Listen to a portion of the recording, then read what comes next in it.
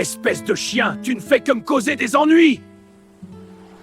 Tu restes ici, je ne veux plus t'entendre!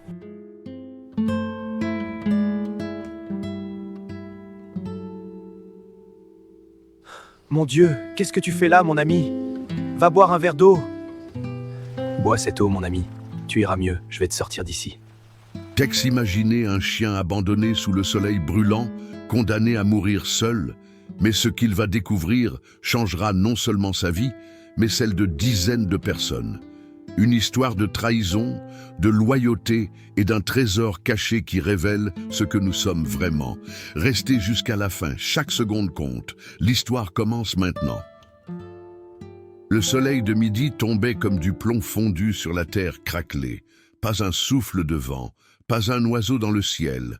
Seulement le silence lourd de la chaleur et la respiration difficile d'un chien attaché à un arbre mort. « Tu ne sers plus à rien !»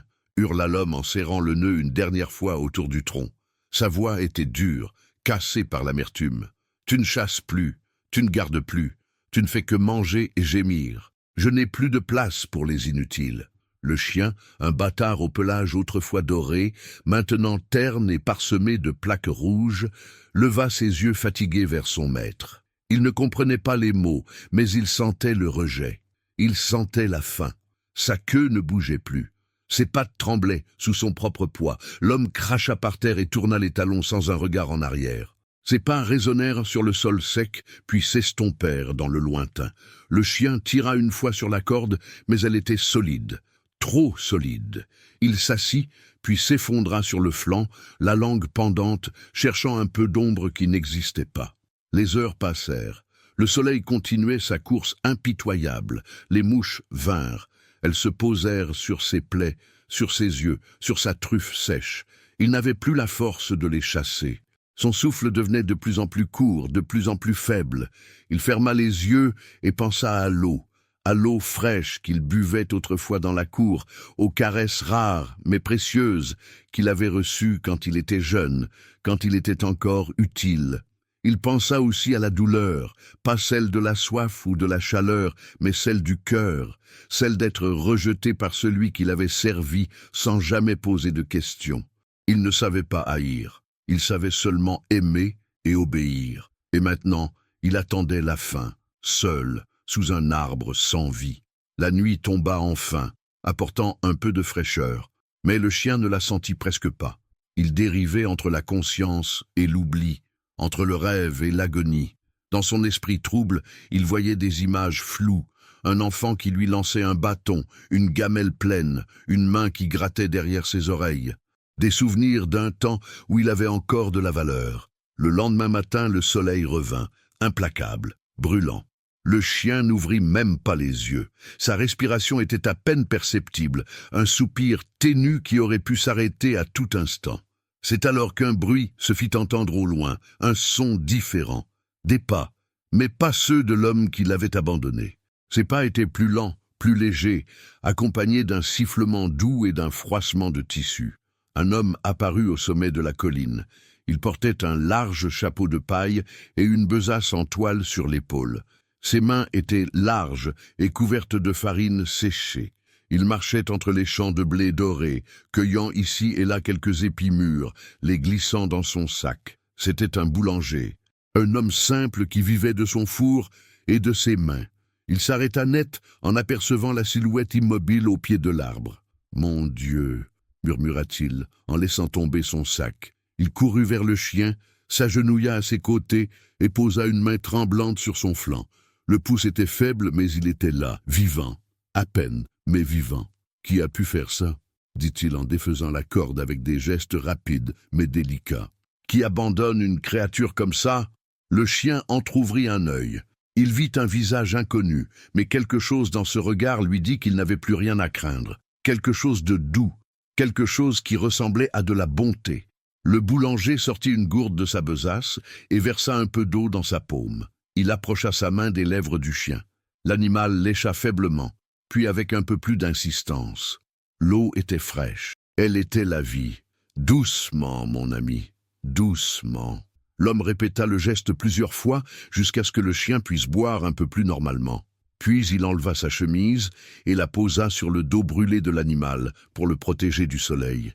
Il le souleva dans ses bras avec précaution, surpris par la légèreté du corps décharné. « On va te sortir de là, » murmura-t-il en commençant à marcher. « Je ne sais pas qui tu es, ni d'où tu viens, mais tu ne mourras pas aujourd'hui, pas sous mon regard. » Le chien ferma les yeux, bercé par le pas régulier de l'homme. Pour la première fois depuis longtemps, il n'avait plus peur. Il ne comprenait pas encore ce qui lui arrivait, mais il sentait que quelque chose avait changé, que le monde, malgré toute sa cruauté, pouvait encore contenir un peu de lumière. Et cette lumière, aujourd'hui, avait le visage d'un boulanger. La boulangerie sentait le pain chaud et la levure. C'était une odeur réconfortante, enveloppante, qui semblait effacer toute la douleur du monde. Le chien ouvrit les yeux lentement, désorienté. Il était allongé sur une couverture épaisse dans un coin de la pièce, à l'abri du soleil. Une écuelle d'eau fraîche se trouvait à quelques centimètres de son museau. Il tenta de se lever, mais ses pattes ne répondirent pas. Trop faibles, trop abîmées. Il retomba avec un gémissement sourd. « Reste tranquille », dit une voix douce. Le boulanger apparut, s'agenouillant près de lui avec un linge humide à la main. Il nettoya délicatement les plaies sur le dos du chien, retirant la poussière et les croûtes de sang séché. Chaque geste était précis, patient, comme s'il pétrissait une pâte fragile. « Tu as beaucoup souffert, hein ?» murmura-t-il en observant les cicatrices anciennes et les blessures récentes. « Mais tu es fort, tu as survécu, et maintenant, tu vas guérir. » Le chien tourna la tête vers l'homme. Ses yeux, autrefois éteints, montraient une lueur timide, une question muette. « Pourquoi ? Pourquoi moi ?» Le boulanger sourit tristement. « Parce que chaque vie a de la valeur, mon ami, même celle qu'on a décidé de jeter. » Les jours suivants furent lents et douloureux. Le chien mangeait peu, buvait difficilement et dormait beaucoup. Mais le boulanger ne le quittait jamais longtemps. Il lui parlait pendant qu'il préparait le pain, lui racontait des histoires simples de sa vie, de sa femme décédée 3 ans plus tôt, de ses rêves d'agrandir la boulangerie. « Tu sais, » dit-il un matin en versant un peu de bouillon dans l'écuelle, « j'ai failli tout abandonner après sa mort. Je ne voyais plus le sens de continuer. Mais elle m'avait dit quelque chose avant de partir. Tant qu'il reste du pain à cuire, il reste de l'espoir à donner. Je n'ai compris que bien plus tard. » Le chien leva les yeux vers lui, comme s'il écoutait vraiment. « Peut-être que tu es arrivé ici pour me rappeler ça. Que donner, c'est aussi recevoir. » Au 5e jour, le boulanger prit le chien dans ses bras et le porta jusqu'à une charrette. Il l'installa sur un coussin et prit la route vers le village voisin où vivait le seul vétérinaire de la région. Le trajet fut long et le chien gémissait à chaque cahot du chemin. Mais l'homme continuait de lui parler, de lui caresser la tête, de lui murmurer des mots d'encouragement. Le vétérinaire était un homme âgé, aux lunettes épaisses et aux mains tremblantes. Il examina le chien avec attention, fronçant les sourcils devant l'état pitoyable de l'animal. « Il a été négligé pendant longtemps, » dit-il en retirant ses lunettes. « Malnutrition, déshydratation, infection cutanée, parasites. C'est un miracle qu'il soit encore vivant. Il va s'en sortir ?» demanda le boulanger, la voix serrée. Le vétérinaire hésita. « Ça dépend de lui et de vous. Il faudra des soins constants, des médicaments, de la patience. Mais oui, il a une chance, une petite chance. » Le boulanger acquiesça sans hésiter. « Alors on la prendra, cette chance. » Les semaines qui suivirent furent éprouvantes. Le chien devait prendre des remèdes amers 2 fois par jour. Le boulanger devait masser ses pattes pour stimuler la circulation, changer ses bandages, surveiller la moindre infection. Mais petit à petit, des changements apparurent. Le pelage commença à retrouver un peu d'éclat. Les plaies se refermèrent. Les yeux redevinrent vifs, et un matin, pour la première fois depuis son sauvetage, le chien se leva seul. Il tituba, faillit tomber, mais resta debout. Il fit 3 pas hésitants, puis s'arrêta devant le boulanger, la queue frémissant légèrement. L'homme éclata de rire, les larmes aux yeux. « Tu y es arrivé! Mon Dieu, tu y es arrivé !» Il s'agenouilla et serra le chien contre lui. L'animal appuya sa tête contre la poitrine de l'homme, et pour la première fois depuis des mois, il sentit quelque chose qu'il croyait avoir perdu à jamais, la confiance. Les jours devinrent des semaines. Le chien reprit des forces. Il suivait le boulanger partout dans la boulangerie, observait chaque geste, chaque client qui entrait. Il ne quémandait rien, ne faisait pas de bêtises. Il était simplement là, fidèle, silencieux, reconnaissant. Un soir, alors que le boulanger comptait ses pièces sur la table, il soupira. « Les affaires ne vont pas fort, mon ami », dit-il en caressant distraitement la tête du chien. « Le loyer augmente, la farine coûte de plus en plus cher, et les clients se font rares. Je ne sais pas combien de temps je vais pouvoir tenir. » Le chien le regarda intensément, comme s'il comprenait chaque mot. « Mais on trouvera une solution.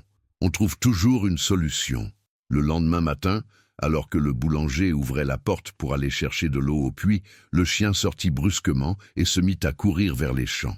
L'homme l'appela, inquiet. « Hé, où vas-tu » Mais le chien ne s'arrêta pas. Il courait avec une détermination étrange, comme s'il savait exactement où aller.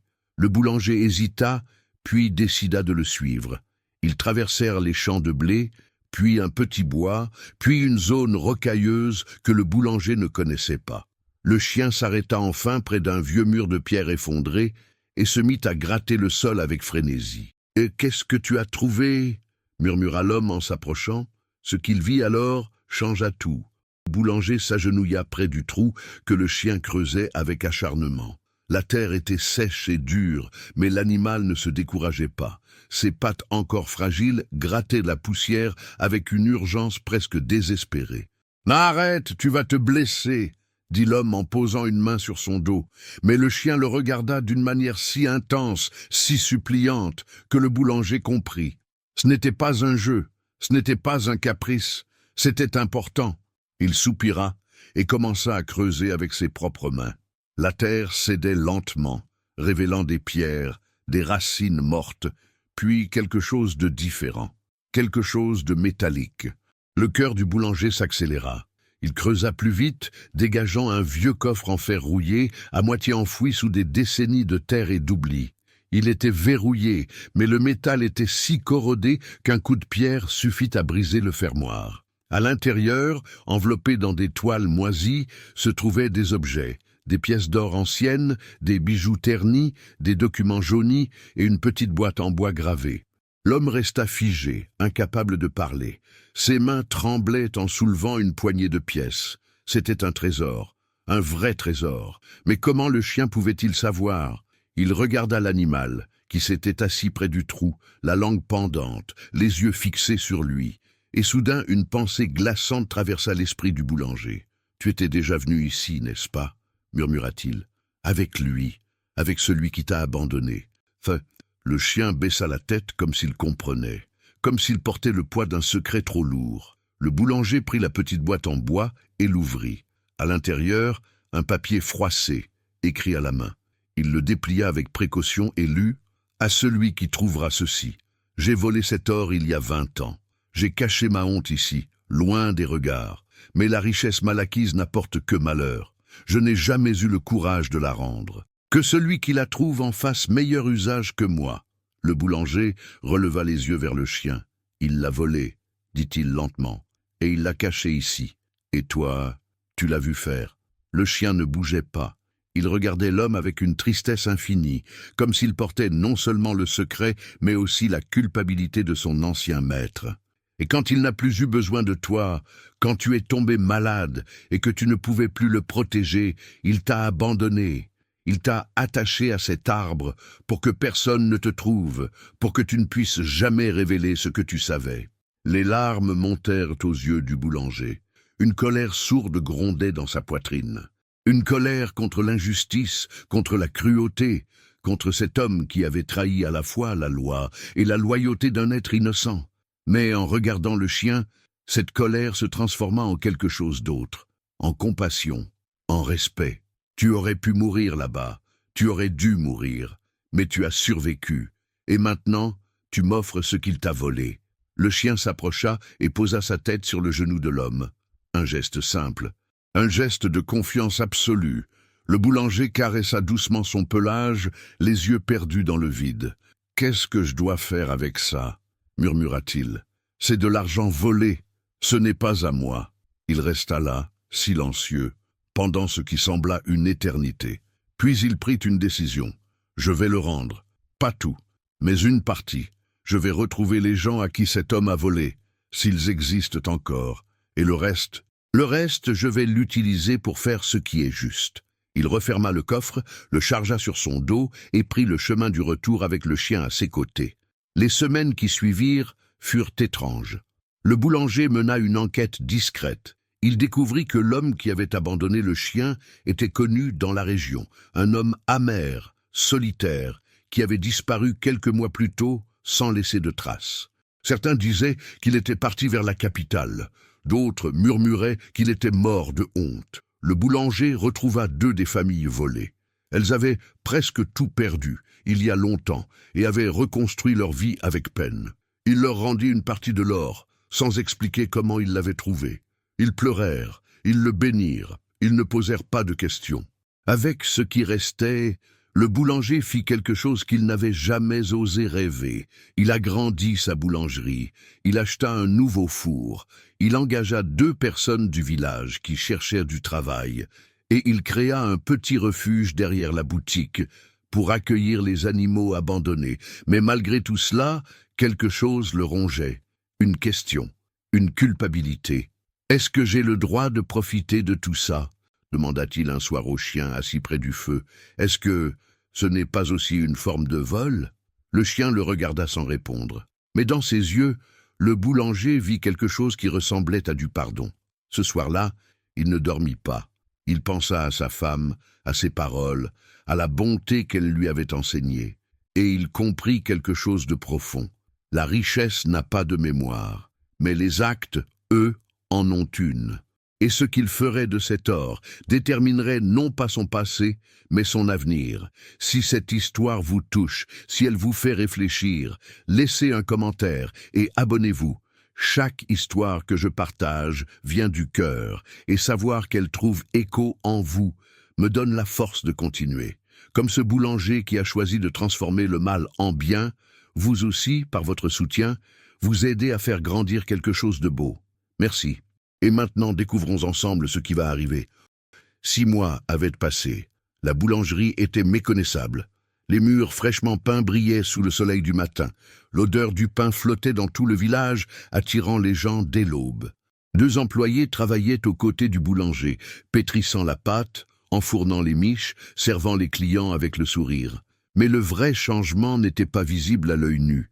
Il était dans les regards, dans la gratitude silencieuse des 2 familles qui avaient retrouvé une partie de leur dignité, dans la fierté des employés qui pouvaient nourrir leurs enfants, dans la lumière qui brillait à nouveau dans les yeux du boulanger, et dans le chien qui dormait paisiblement près du four, le ventre rond, le pelage lustré, entouré de 4 petits chiots qui tétaient goulûment. « Regarde-les » murmura le boulanger en s'agenouillant près de la portée. La vie continue. Malgré tout, le chien leva la tête et posa son museau sur la main de l'homme. Un geste simple, mais chargé de tout ce qu'ils avaient traversé ensemble. Les chiots grandirent vite. Ils couraient partout dans la boulangerie, renversaient les sacs de farine, mordillaient les chaussures des clients. Mais personne ne s'en plaignait. Au contraire, ils apportaient de la joie, de la vie, du rire. Un jour, une vieille femme entra dans la boutique. Elle marchait avec difficulté appuyée sur une canne. Elle regarda longuement le chien, puis le boulanger. « Je me souviens de vous », dit-elle d'une voix tremblante. « Vous êtes venu chez moi il y a quelques mois. Vous m'avez rendu une partie de ce qu'on m'avait volé. Vous n'avez jamais dit d'où ça venait. » Le boulanger hésita. « C'était juste, » répondit-il simplement. La femme secoua la tête, les larmes aux yeux. « Non. C'était plus que juste, c'était de la bonté, et je voulais vous remercier. » Elle sortit une petite bourse de son manteau et la posa sur le comptoir. « Je ne peux pas vous rendre grand-chose, mais prenez ça, pour les chiots, pour ceux qui n'ont pas de maison. » Le boulanger refusa d'abord, mais elle insista. Finalement, il accepta, ému. Quand elle partit, il ouvrit la bourse. À l'intérieur, quelques pièces et un mot griffonné. « La générosité engendre la générosité. » Continuez. Ce soir-là, le boulanger s'assit dehors, regardant le coucher du soleil. Le chien vint s'allonger à ses pieds comme il le faisait chaque jour. « Tu sais, » dit l'homme à voix basse, « je pensais que sauver ta vie était un geste simple, une bonne action parmi tant d'autres. Mais tu m'as appris quelque chose que j'avais oublié. Il caressa la tête du chien. Tu m'as appris que la fidélité n'attend rien en retour, que le bien qu'on fait n'est jamais perdu, que même dans les ténèbres, il y a toujours une lumière qui attend d'être trouvée. Le chien ferma les yeux, apaisé. Et tu m'as montré que la vraie richesse n'est pas dans l'or qu'on trouve, mais dans ce qu'on choisit d'en faire. Les semaines suivantes, le boulanger trouva des foyers aimants pour 3 des chiots. Le 4e, une petite femelle au pelage doré comme celui de sa mère, resta. Elle suivait partout le vieux chien, imitant chacun de ses gestes, comme si elle apprenait une leçon invisible. Un matin, un homme entra dans la boulangerie. Il avait le visage marqué par la vie, les épaules voûtées, les mains tremblantes. Il regarda autour de lui avec méfiance, puis ses yeux se posèrent sur le chien. Il devint pâle. « C'est lui !» murmura-t-il. Le boulanger se figea. Il reconnut immédiatement l'homme. Celui qui avait abandonné le chien, celui qui avait volé, celui qui avait fui. Un silence lourd s'installa.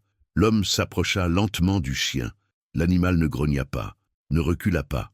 Il le regarda simplement, avec une étrange sérénité. « Je suis désolé, » dit l'homme d'une voix brisée. « Je suis tellement désolé. » Il tomba à genoux, les larmes coulant sur ses joues. « J'ai tout perdu. L'argent, la dignité, la paix. Et je méritais de tout perdre. Mais toi, tu as survécu, et tu as l'air heureux. » Le boulanger s'approcha, le cœur serré. « Pourquoi êtes-vous revenu ?» L'homme leva les yeux vers lui, pour demander pardon, pas à vous, à lui, parce qu'il est la seule créature que j'ai trahie sans qu'elle me trahisse en retour. Le chien s'avança lentement. Il renifla l'homme, puis, d'un geste inattendu, posa sa tête sur son genou. L'homme éclata en sanglots. Le boulanger resta silencieux un long moment, puis il posa une main sur l'épaule de l'homme. Le pardon n'efface pas le passé, mais il permet de construire un avenir. Si vous voulez vraiment changer, commencez par aider ceux que vous avez blessés. L'homme acquiesça, incapable de parler. Quand il partit, le boulanger regarda le chien. « Tu lui as pardonné » murmura-t-il, émerveillé. Et dans ce geste, il comprit la plus grande leçon de toutes. Le pardon n'est pas une faiblesse, c'est la plus haute forme de force. 2 ans s'étaient écoulés depuis ce jour où le boulanger avait trouvé un chien mourant au pied d'un arbre mort. 2 ans qui avaient tout changé. La boulangerie était devenue le cœur battant du village. Chaque matin, avant l'aube, les fours s'allumaient et l'odeur du pain se répandait dans les rues comme une prière silencieuse. Les gens venaient non seulement pour acheter du pain, mais pour échanger un sourire, une parole réconfortante, un moment de chaleur humaine. Le boulanger avait embauché 6 personnes maintenant, des hommes et des femmes qui avaient perdu leur travail, leur espoir, leur dignité. Il leur avait donné une chance, et eux, en retour, avaient donné leur cœur. Derrière la boulangerie, le petit refuge pour animaux accueillait une dizaine de pensionnaires, des chiens, des chats, même un âne boiteux qu'un fermier avait abandonné. Tous trouvaient là un toit, de la nourriture, et surtout de l'amour. Le vieux chien, celui qui avait tout commencé, marchait lentement désormais. Ses pattes le portaient avec difficulté, son souffle était court, ses yeux un peu voilés. Mais il était là, chaque jour, fidèle, paisible, entouré de sa fille dorée qui ne le quittait jamais. Un matin d'automne, alors que les feuilles tombaient doucement sur le sol, le boulanger trouva le chien allongé sous l'arbre du jardin, celui qu'il avait planté le jour où il l'avait sauvé. L'animal respirait faiblement, mais ses yeux étaient sereins. L'homme s'assit à ses côtés, posa une main sur son flanc. « C'est l'heure, n'est-ce pas ?» murmura-t-il, la voix brisée. Le chien tourna légèrement la tête vers lui, un regard profond, lumineux, plein de gratitude. « Tu sais, » continua le boulanger, les larmes coulant librement, « je pensais t'avoir sauvé ce jour-là, mais c'est toi qui m'as sauvé. Tu m'as montré ce que signifie vraiment vivre. » Il caressa doucement le pelage usé, sentant le cœur de l'animal battre de plus en plus lentement. « Tu m'as appris que la loyauté est plus forte que la trahison, que l'amour est plus puissant que la haine, que le pardon guérit plus profondément que la vengeance. » Le chien ferma les yeux, un léger sourire semblant se dessiner sur son museau. « Et tu m'as rappelé que chaque vie compte, que personne n'est inutile, que même dans la souffrance, il y a une raison d'être. » Le souffle du chien devint imperceptible. La petite chienne dorée s'approcha et posa sa tête contre celle de son père, comme pour lui dire au revoir. Le boulanger resta là, tenant l'animal dans ses bras, jusqu'à ce que le dernier battement de cœur s'éteigne. Il pleura longtemps, pas de tristesse, mais de reconnaissance, pour tout ce que ce chien lui avait donné, pour tout ce qu'il était devenu grâce à lui. Ils enterrèrent le chien sous l'arbre, dans le jardin. Une simple pierre marquait l'endroit, gravée d'une seule phrase. « Il m'a appris à voir ». Les jours suivants furent difficiles. Le boulanger sentait le vide laissé par son compagnon, mais chaque fois qu'il regardait autour de lui, chaque fois qu'il voyait les employés sourire, les animaux du refuge jouer, les clients échanger des nouvelles, il comprenait que le chien vivait encore. Pas dans sa chair, mais dans chaque acte de bonté qu'il avait inspiré. Un matin, un jeune homme entra dans la boulangerie. Il portait un sac sur le dos et avait l'air épuisé.